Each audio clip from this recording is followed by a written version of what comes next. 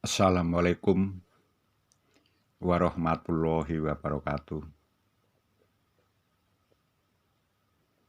Damai sejahtera untuk kita semua. Saudara-saudaraku berbangsa dan bernegara. Saya sebagai warga negara Indonesia merasa berduka, bercampur dengan bahagia, yang mana pada saat ini, bulan Agustus tahun 2020,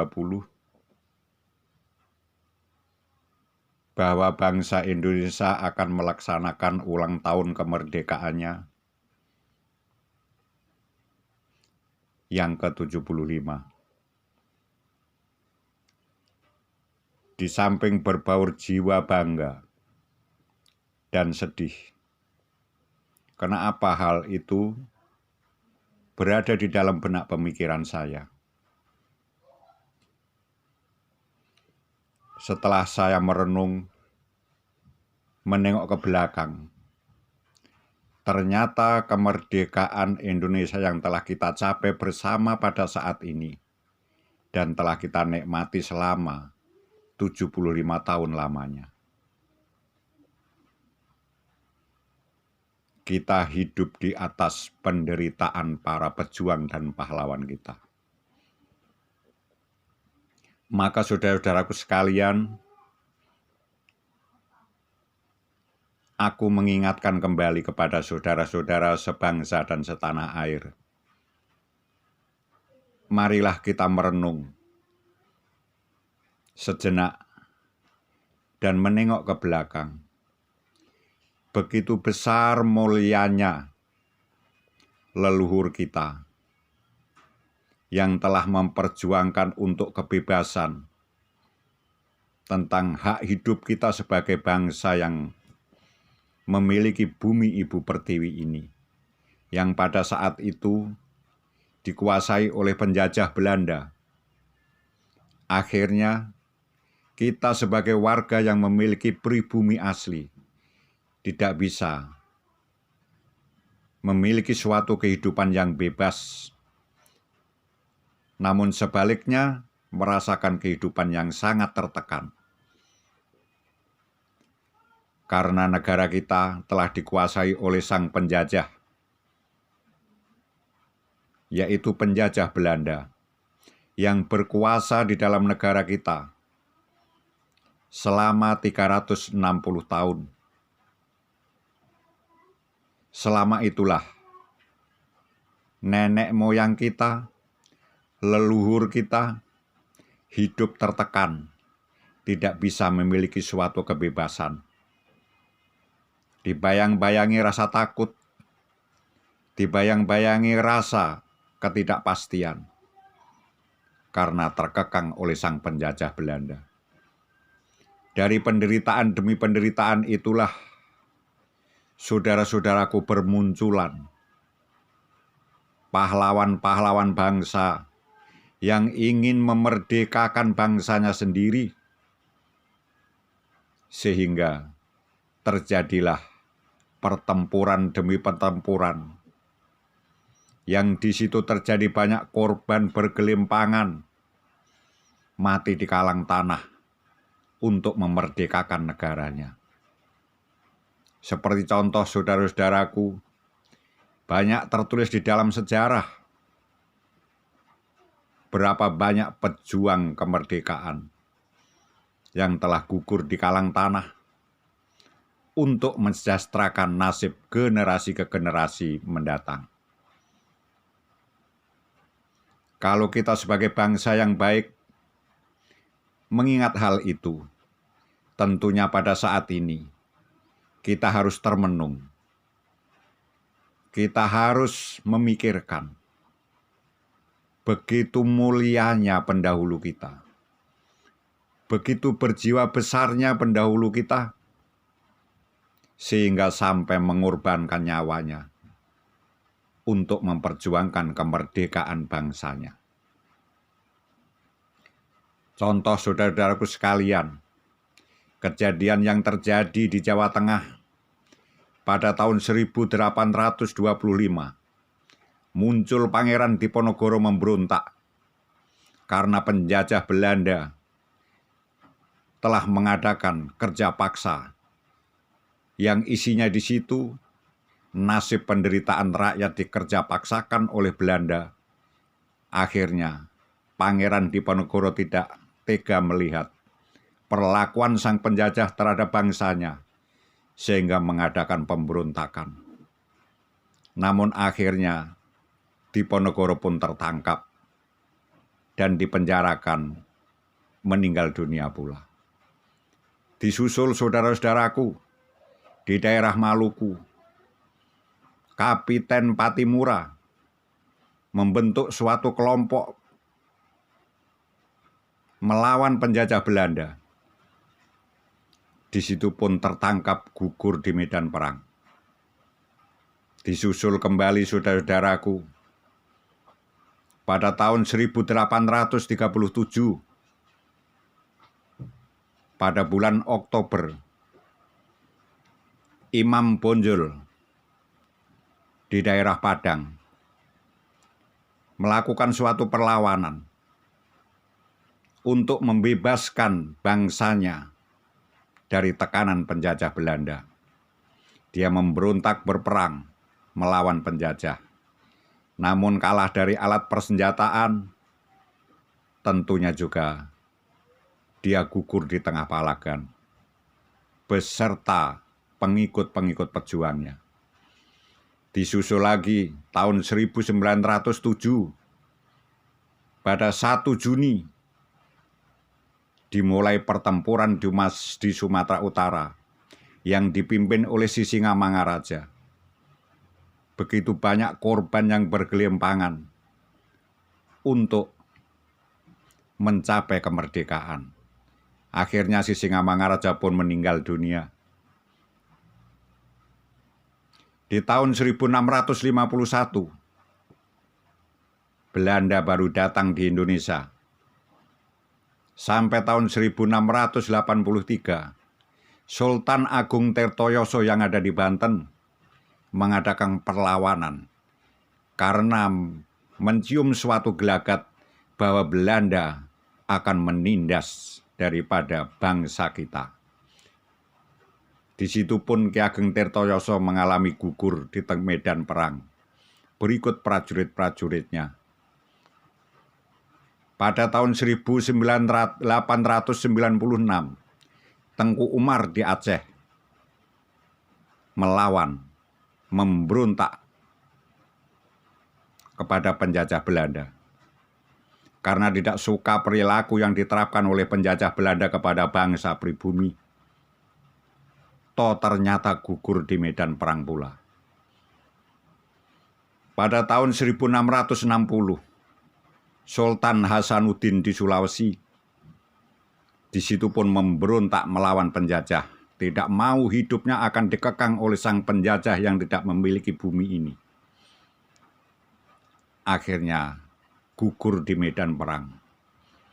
Tahun 1859, Antasari, Kalimantan, dia pun memberontak berikut bala tentaranya. Dia pun tertangkap dan gugur pada waktu usia masih muda. Tahun 1628, Sultan Agung, Sultan Mataram, dia memberontak kepada POC, berperang melawan POC yang ada di Batavia. Karena Sultan Agung tahu bahwa POC adalah awal daripada penjajah, yang akhirnya pun nanti akan menyengsarakan bangsa Indonesia ini. Maka berperanglah Sultan Agung kepada POC di Batavia. Di situ pun karena kalah bersenjataan, akhirnya semua prajurit pun gugur di medan perang. Disusul lagi tahun 1628. Disusul lagi tahun 1946. Gusti Ngurah Rai yang ada di Bali. Dia berperang melawan penjajah Belanda. Di situ pun gugur di medan perang, berikut bala tentaranya. Tahun 1684, Untung Suropati yang berasal dari Bali, itu pun mengadakan pemberontakan untuk berperang melawan Belanda karena bercita-cita tidak mau sebagai bangsa pribumi terjajah oleh orang asing. Itu pun mengalami suatu kegagalan, meninggal dunia pula. Tahun 1676, Trunojoyo, pahlawan Madura, pun gugur di medan perang beserta bala prajuritnya. Selanjutnya tahun 1856, Raden Intan di Lampung. Di situ pun mengalami gugur di medan perang. Banyak pahlawan-pahlawan yang lain yang pada saat ini yang tidak dapat saya sebutkan, saudara-saudaraku sebangsa setanah air. Maka kalau kita menyimak hal yang demikian, ternyata merebut suatu kemerdekaan tidak sesuatu hal yang mudah, semudah membalik telapak tangan. Ternyata banyak catatan dalam sejarah.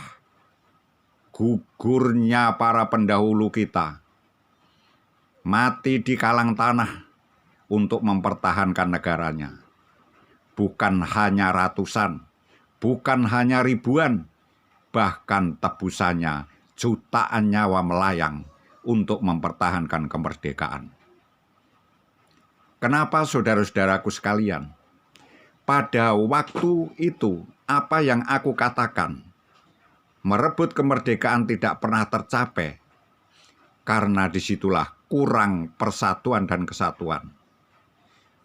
Dia berdiri sendiri-sendiri, tidak pernah ada hubungan satu di antara yang lain.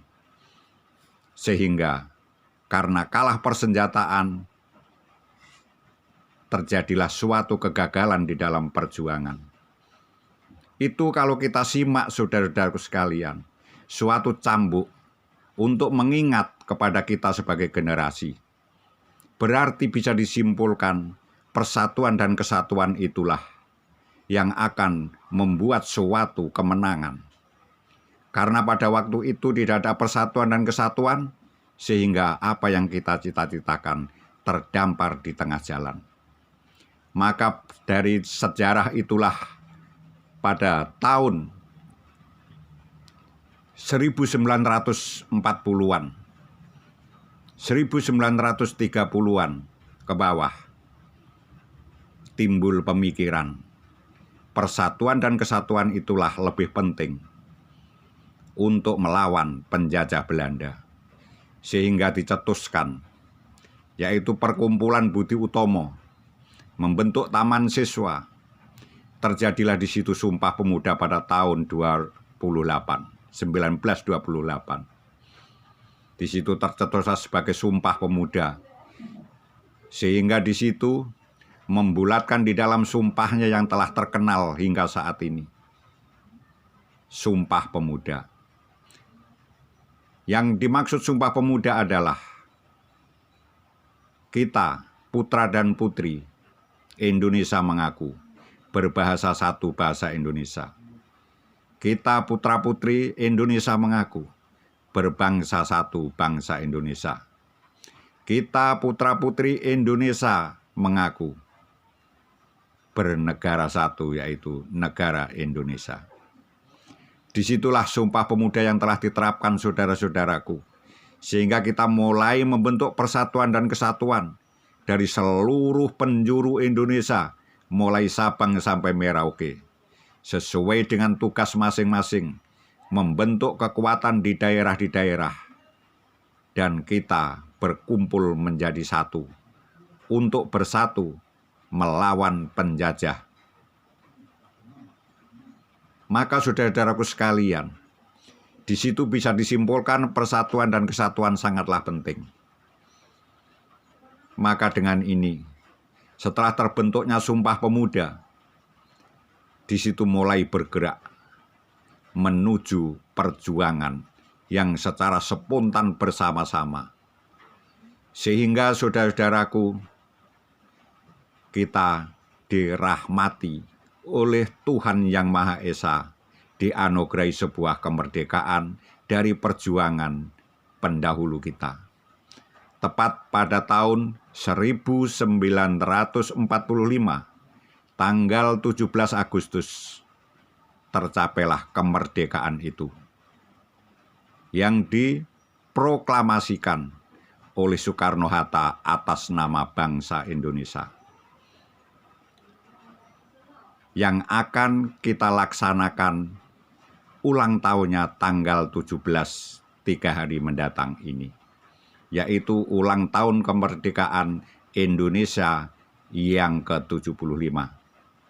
Maka saudara-saudaraku sekalian, sebelum kita merayakan ulang tahun kemerdekaan, saya sebagai bangsa Indonesia mengajak kepada saudara-saudara, mari kita merenung, mari kita berdoa, mari kita bersatu padu untuk menyatukan doa kita kepada leluhur bangsa kita yang telah berjuang untuk memerdekakan negara ini. Mari. Dari agama Islam, agama Kristen, agama Hindu, agama Katolik, agama Buddha, agama Konghucu, ditambah satu kepercayaan.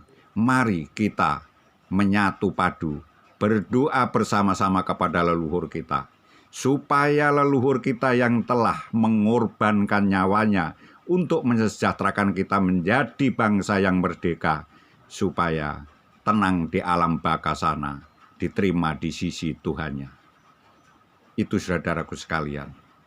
Maka saudara-saudaraku sekalian, pada saat ini marilah kita jadikan pada saat ini sebagai bangsa Indonesia bergabung atau berduka cita atau menyatukan di dalam doa, sehingga supaya apa yang telah kita cita-citakan sebagai generasi penerus ini bisa berjalan dengan baik atas ridho Tuhan Yang Maha Esa.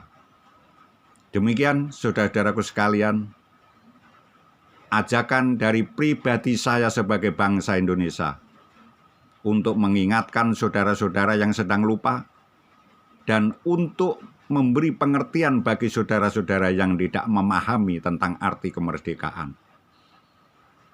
Setelah nanti pelaksanaan ulang tahun kemerdekaan pada tanggal 17 yang akan datang ini, kami akan sambung bagaimana tata cara mengisi kemerdekaan ini, supaya bangsa semakin ke depan, semakin hidup, adil, makmur, dan sentosa. Sekian kami mengucapkan, wassalamualaikum warahmatullahi wabarakatuh. Merdeka!